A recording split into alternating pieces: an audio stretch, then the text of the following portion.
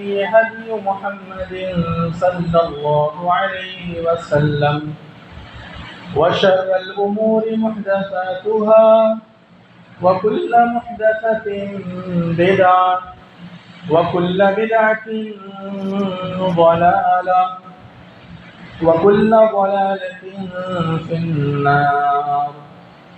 فأعوذ بالله السميع العليم من الشيطان الرجيم من همزه ونفخه ونفثه. بسم الله الرحمن الرحيم.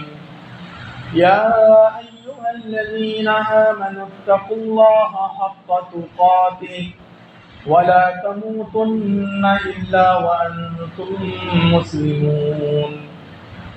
يا أيها الناس اتقوا ربكم الذي خلقكم من نفس واحدة وخلق منها زوجها وبث منهما رجالا كثيرا ونساء واتقوا الله الذي تساءلون به والأرحام إن الله كان عليكم رقيبا.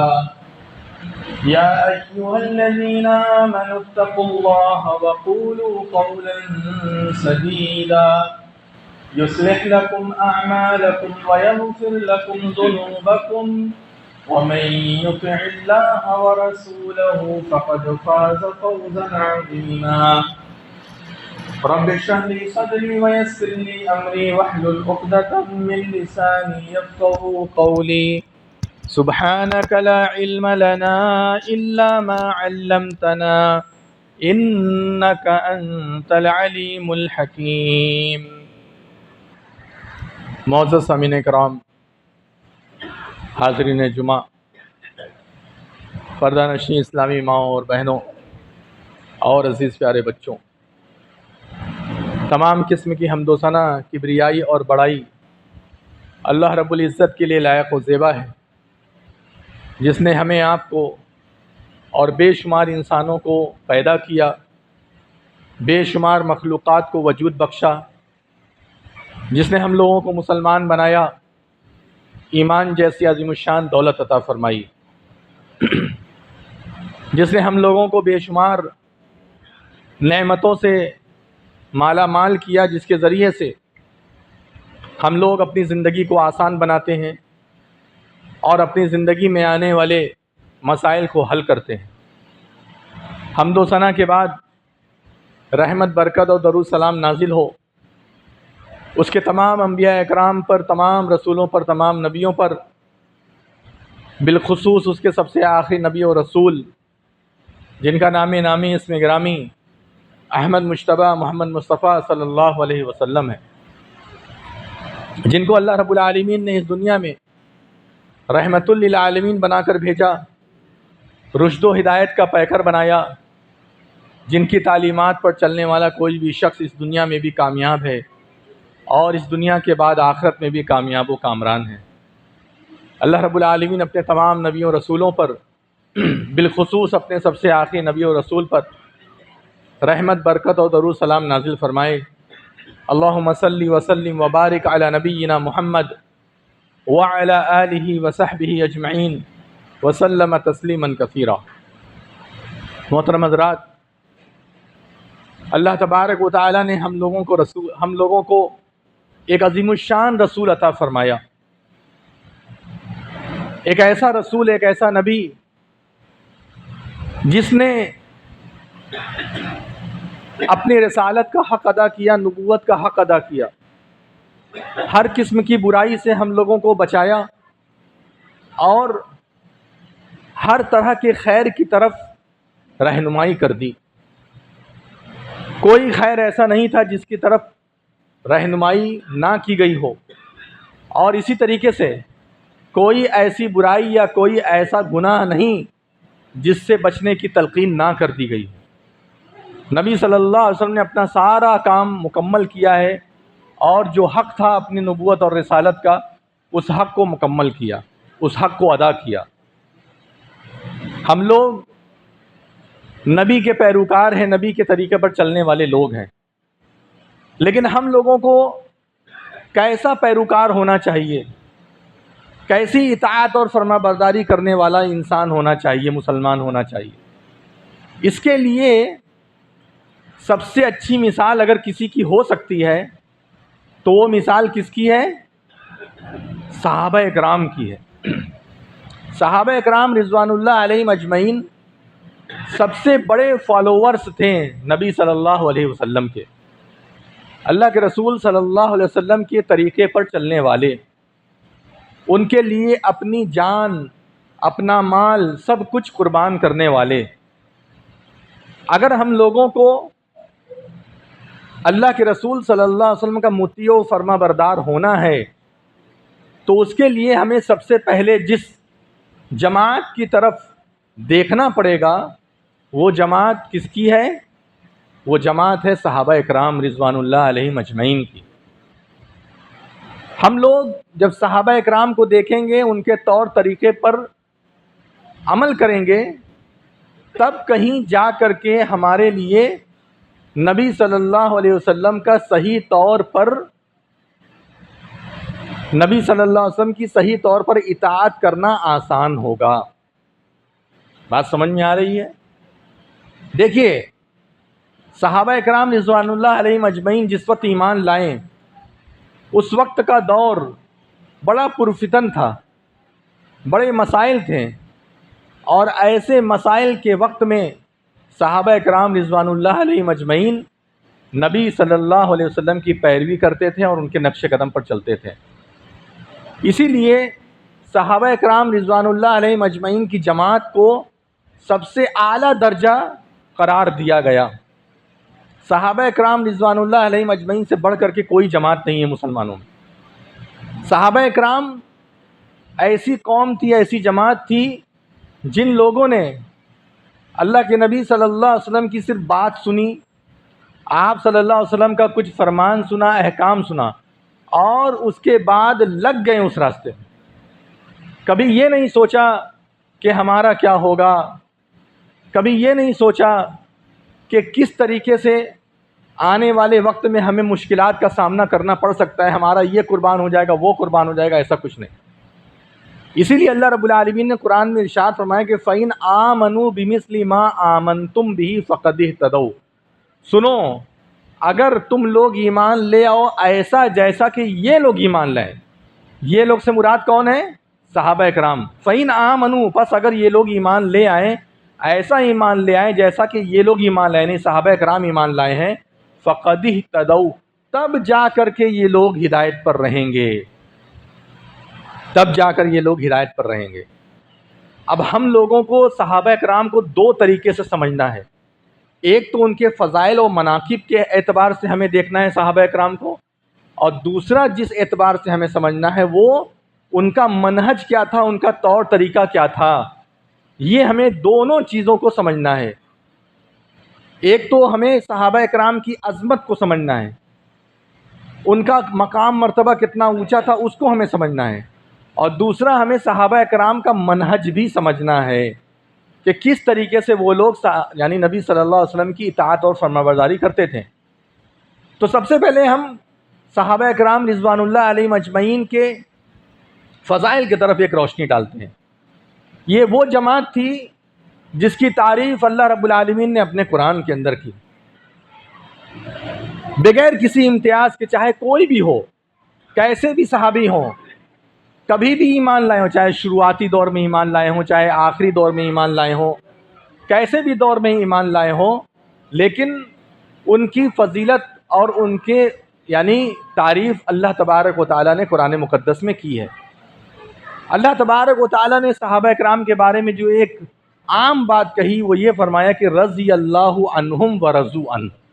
یہ بہت بھاری جملہ ہے، بہت بہترین جملہ ہے، بہت بہترین جملہ ہے۔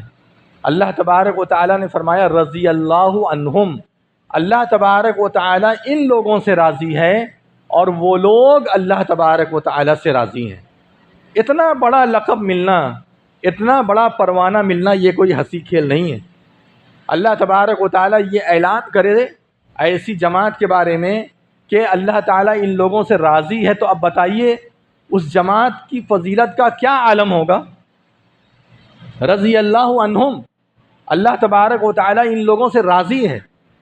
ورضوا عنہ، اور وہ لوگ اللہ تبارک و تعالیٰ سے راضی ہیں. لیکن ہم کہتے ہیں کہ نہیں، ہم راضی نہیں ہیں، ہم خوش نہیں ہیں.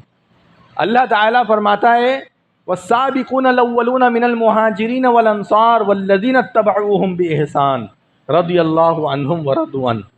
وہ پہلے زمانے کے ایمان لانے والے سابقون، جب مارا جا رہا تھا، پیٹا جا رہا تھا، کھال ادھیڑی جا رہی تھی، اور کھانا پانی دانا پانی حرام کیا جا رہا تھا، بھگایا جا رہا تھا، قید اور بند کی صعوبت کو جھیلنا پڑ رہا تھا، ایسے وقت میں ایمان لانے والے بالکل شروع دور کے والسابقون الاولون من المہاجر، وہ کون ہے؟ مہاجرین.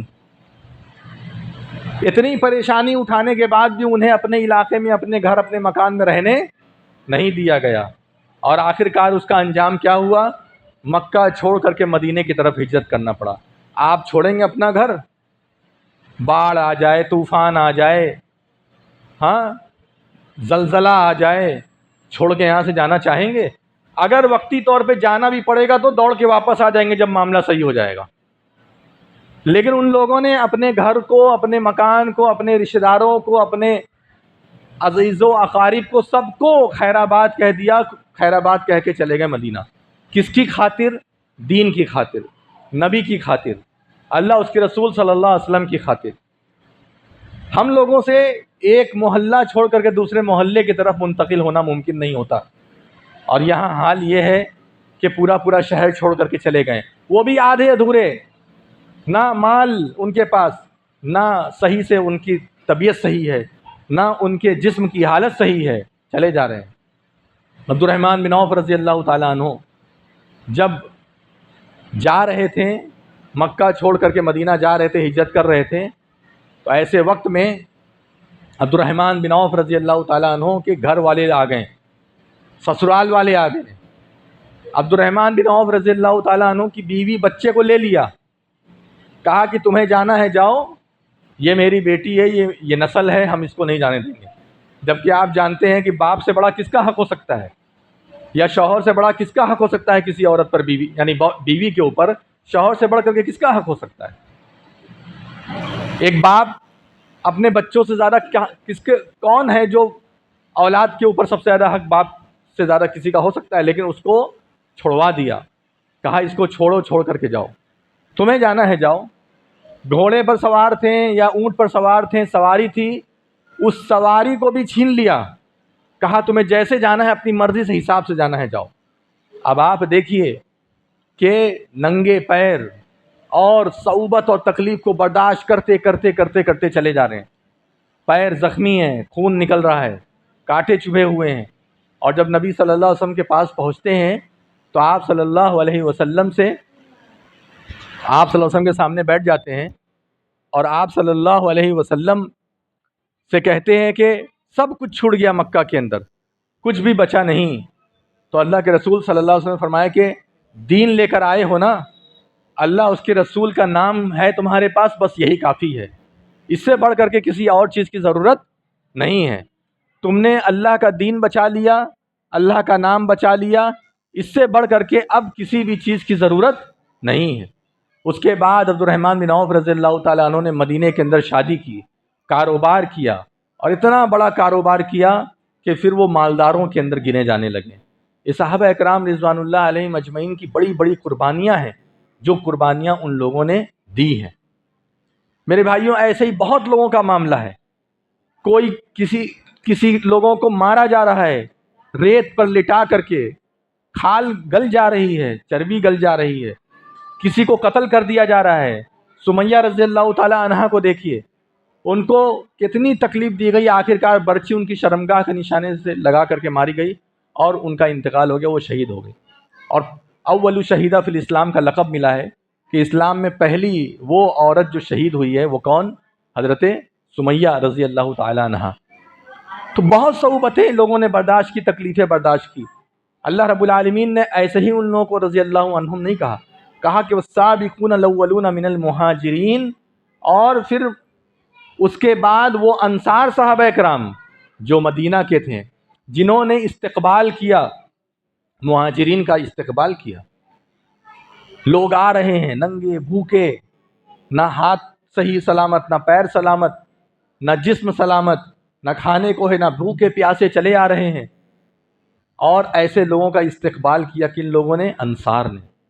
اللہ تبارک و تعالیٰ ان کی تعریف بھی کرتا ہے، والذین والسابقون الاولون من المہاجرین والانصار.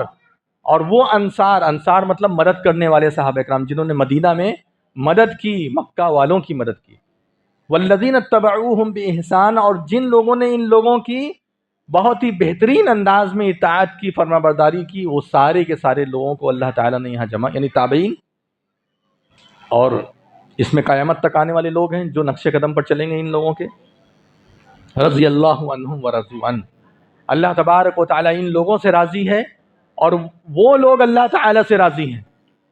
اور ان لوگوں کے لیے جنت کی خوشخبری ہے، اللہ تبارک و تعالیٰ ان لوگوں کو جنت کے اندر جگہ عطا فرمائے گا، اور ایسی جنت جس کے نیچے نہریں بہہ رہی ہیں. یہ مقام مرتبہ صحابہ اکرام رضوان اللہ علیہم اجمعین کا.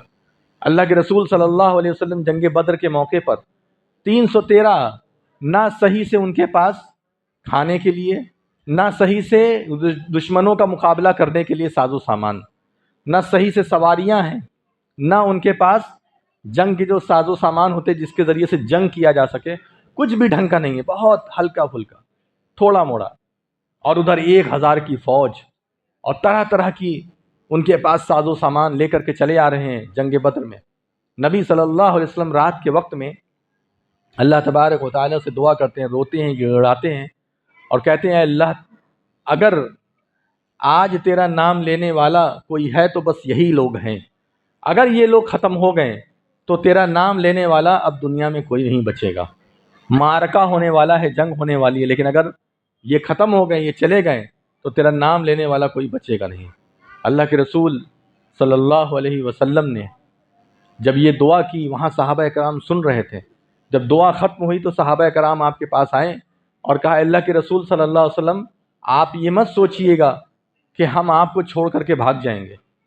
اور جیسے موسیٰ کی قوم نے موسیٰ علیہ السلام سے کہا تھا کہ تم جاؤ، تمہارا بھائی تمہارا رب، تم لوگ جاؤ، لڑو بھڑو، ہم جو ہے یہیں بیٹھے رہیں گے. فَاذْهَبْ أَنْتَ وَرَبُّكَ فَقَاتِلَا إِنَّا هَاهُنَا قَاعِدُونَ، تم اور تمہارا رب جاؤ، جہاد کرو، لڑو. ایک ایسا موقع آ گیا تھا جس میں جنگ لازم ہو گئی تھی، اور جب موسیٰ علیہ السلام نے کہا کہ جنگ لازم ہو گئی ہے چلو، تو ان لوگوں نے جواب دے دیا، کہا کہ تم جاؤ، تمہارا رب جائے، لڑے بھیڑے، انا ہاں ہونا قائدون، بے شک ہم تو یہیں بیٹھے رہیں گے. ہم وہ نہیں کہیں گے، بلکہ ہم آپ کے کندھے سے کندھا ملا کر کے کھڑے رہیں گے، آخری دم تک کھڑے رہیں گے. اس کے بعد جنگ بدر ہوئی، اللہ تعالیٰ نے فتح نصیب کری. اور وہی نہیں، جنگ احد دیکھ لیجئے، جنگ احزاب دیکھ لیجئے، بہت ساری جنگ ہیں. ایک دو جنگ نہیں ہوئی، ایک دو موقع نہیں ہوا. کبھی کبھی تو ایسا ہوا ہے کہ فصل بالکل تیار ہے اور فصل کاٹنے کا وقت ہے اور جنگ کا اعلان ہو گیا، لوگوں نے حملہ کر دیا، نبی صلی اللہ علیہ وسلم نے جنگ کا اعلان کیا اور لوگوں کو اپنی پکی فصل کو چھوڑ کر کے جانا پڑا. تو اس طریقے کے ہزاروں واقعات صحابہ کرام کے ہیں. اسی لیے اللہ تعالیٰ نے فرمایا کہ فَإِنْ آمَنُوا بِمِثْلِ مَا آمَنْتُمْ بِهِ فَقَدْ اهْتَدَوْا، اگر تم لوگ صحابہ کرام رضوان اللہ علیہم اجمعین کے جیسا ایمان لے آؤ تو تم لوگ ہدایت پر رہو گے. اللہ کے رسول صلی اللہ علیہ وسلم نے اپنے صحابہ کرام کی تعریف جگہ جگہ کی. احادیث میں بہت ساری حدیث ملتی ہے. ایک حدیث میں آپ صلی اللہ علیہ وسلم نے فرمایا کہ لا تسبوا اصحابی، میرے اصحاب کو گالیاں مت دو، میرے اصحاب کو برا مت کہو.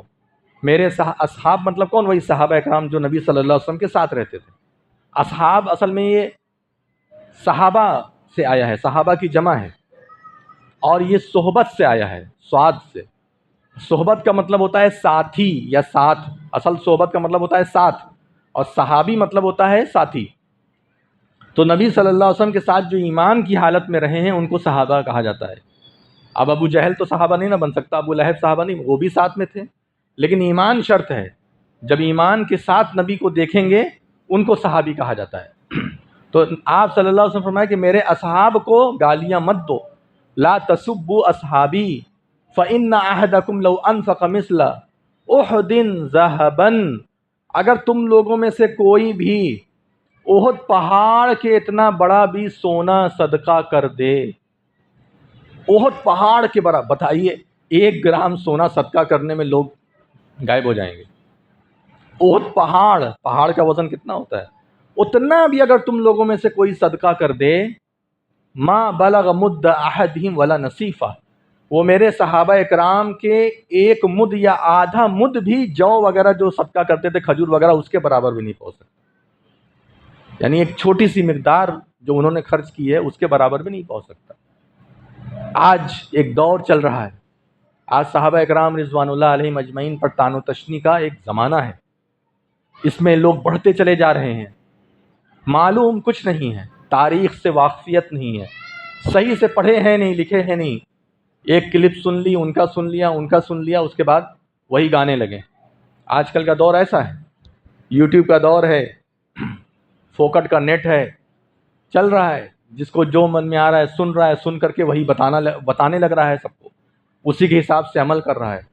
کوئی امیر معاویہ رضی اللہ عنہ کے پیچھے پڑ گیا ہے، کوئی حضرت علی رضی اللہ عنہ کے پیچھے پڑا ہوا ہے، کوئی جو ہے حضرت حسین کے پیچھے پڑا ہے، کوئی حضرت حسن کے پیچھے پڑا ہے، کوئی عمر رضی اللہ تعالیٰ عنہ کے پیچھے پڑ گیا، کوئی ابو بکر کے پیچھے پڑا ہوا ہے۔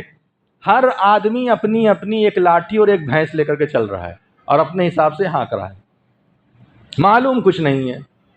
معاویہ رضی اللہ تعالیٰ عنہ کے جنگ کے معاملے میں کچھ چیزیں اٹھا کر کے ایسا ہے ویسا ہے یہ ہے وہ ہے کر کے ان کے خلاف ایک ماحول بنا، ان کی اچھائیاں ختم ہو گئی۔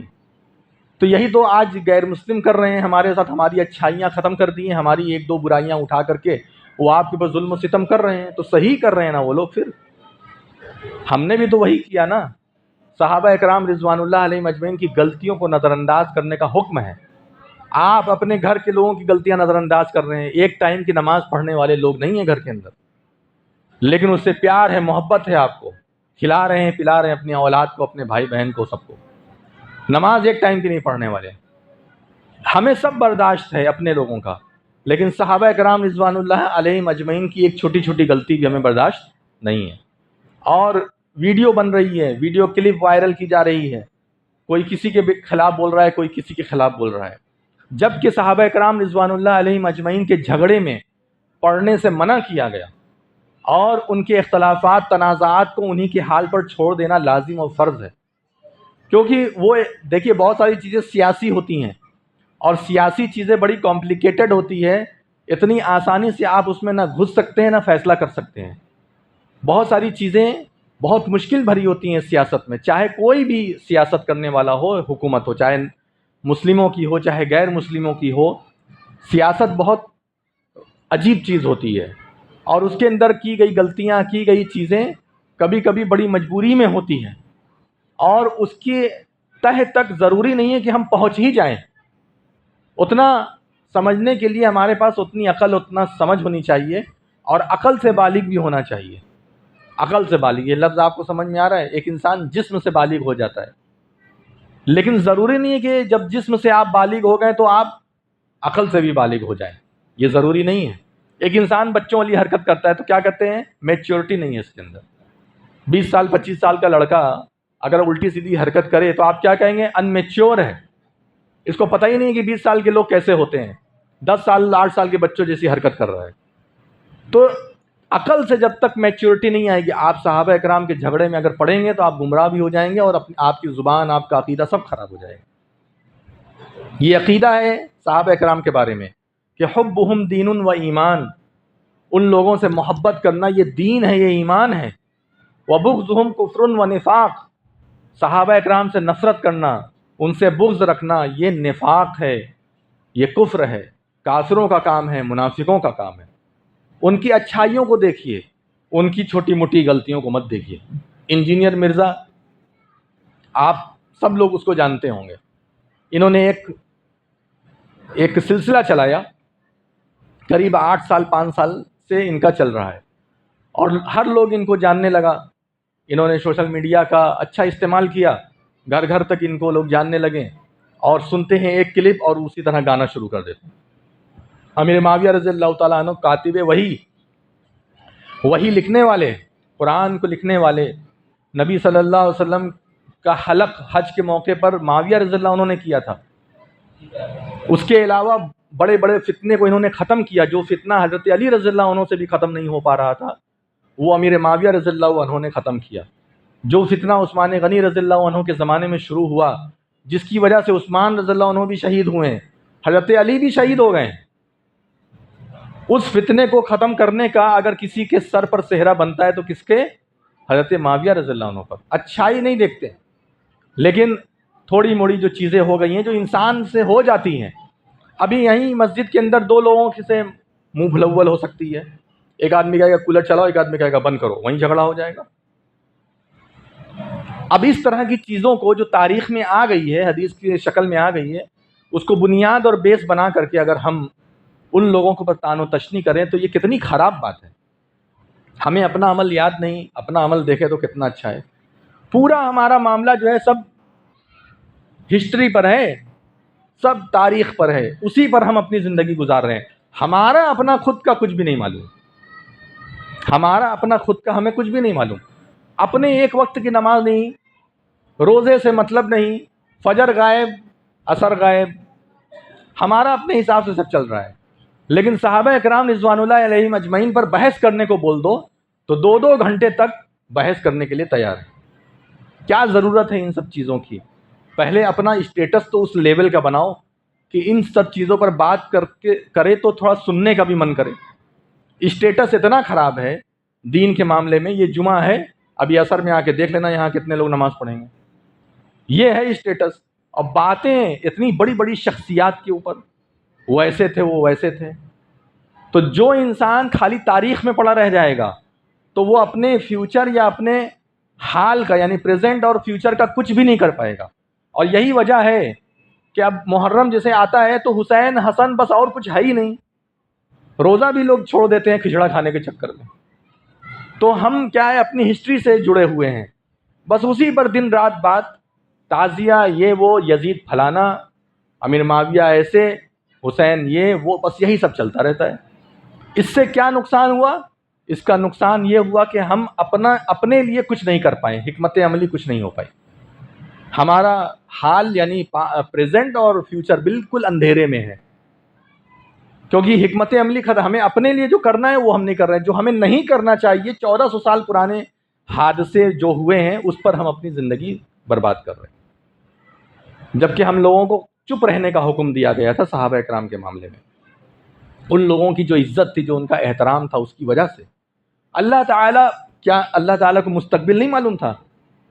کون کہے گا کہ اللہ تعالیٰ کو مستقبل نہیں معلوم ہے, فیوچر نہیں معلوم ہے؟ جب اللہ ہی کو نہیں معلوم تو کس کو معلوم؟ اللہ تبارک و تعالیٰ کو معلوم تھا نا کہ امیر معاویہ کے آگے کیا کرنے والے ہیں, یا آگے کیا ہوگا, علی کیسے شہید ہوں گے, عثمان کیسے سب تو معلوم تھا اللہ تعالیٰ کو. اور کچھ باتیں اللہ تعالیٰ نے وحی کے ذریعے سے نبی کو بھی بتا دی تھی. حسین رضی اللہ عنہ کی شہادت کی بھی اطلاع جبرائیل علیہ السلام کے ذریعے سے اللہ تعالیٰ نے دے دی تھی کہ یہ تمہارا نواسہ شہید ہوگا. یہ ساری چیزیں اطلاع تھی. ان تمام چیزوں کے باوجود اللہ تعالیٰ نے فرمایا رضی اللہ عنہم ورضوا عنہ. اللہ تعالیٰ ان سب سے راضی ہے اور یہ سب اللہ سے راضی ہے. آگے جو بھی ہونے والا تھا سب کی خبر اللہ کو ہے, ازل سے لے کے ابد تک سب جانتا ہے اللہ تعالیٰ. اس کے باوجود اب یہ تو آپ نہیں نہ کہہ سکتے ہیں کہ وہ تو اس وقت کہا تھا, بعد میں ان لوگوں نے ایسا ایسا کیا, ویسا ویسا کیا, یہ کیا. تو اللہ کو تو معلوم تھا نا بعد میں کیا کیا ہونے والا ہے. تو اللہ تبارک و تعالیٰ نے کیوں استعمال کیا اس طرح کا لفظ؟ تو اللہ تعالیٰ راضی ہے, سب راضی ہے, ہم راضی نہیں ہیں. یہی وجہ ہے کہ صحابہ اکرام کے بارے میں ہمارا جو موقف تھا وہ بالکل خراب ہوتا چلا گیا. اور وہی ایک جماعت تھی, پاکیزہ جماعت, جس کو اللہ تعالیٰ نے منتخب کیا تھا اپنے دین کے لیے, اپنے دین کی خدمات کے لیے, اور ان لوگوں نے اپنا کام انجام دیا بحسن و خوبی. آج کہاں مکہ, کہاں انڈیا, کیسے کیسے اسلام پھیلا, یہ سب تاریخ پڑھنے کی ضرورت ہے. کہ ہم اپنے کمانے دھمانے میں, موبائل کا خرچہ نکالنے میں اور اسی میں مست ہیں. ہمیں اس سے چھٹکارا ہی نہیں ملتا. اپنا گھر بنا رہے ہیں, اچھے سے اچھا گھر بنانے میں ہی اپنا بزی ہیں. لیکن وہ جماعت ایسی